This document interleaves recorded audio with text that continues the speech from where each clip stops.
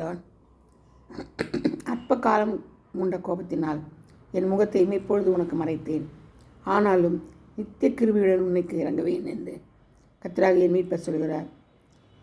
இது எனக்கு நோவாவின் காலத்தில் உண்டான வெள்ளம் போலிருக்கும். நோவாவின் காலத்தில் உண்டான வெள்ளம் நீ பூமியின் மேல் புரண்டு வருவதில்லை என்று நான் ஆணையிட்டது போல உன்மேல் நான் கோபம் கொள்வதில்லை என்றும் உன்னை நான் கடிந்து கொள்வதில்லை என்றும் ஆணையிட்டேன்.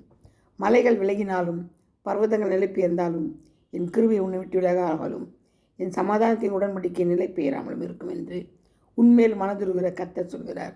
சிறுமைப்பட்டவளே, பெருங்காற்றில் அடிப்பட்டவளே,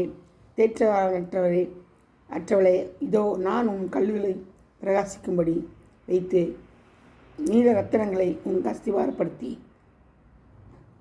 அஸ்திவாரமாக்கி உன் பலகணிகளை பளிங்கும் உன் வாசல்களை மாணிக்க கற்களும் உன் மதில்களெல்லாம் உச்சிதமான கற்களும் ஆக்குவேன். உன் பிள்ளைகள் எல்லாரும் கர்த்தரால் போதிக்கப்பட்டிருப்பார்கள். உன் பிள்ளையோட சமாதானம் பெரிதாக இருக்கும். ஆமென். லேலியா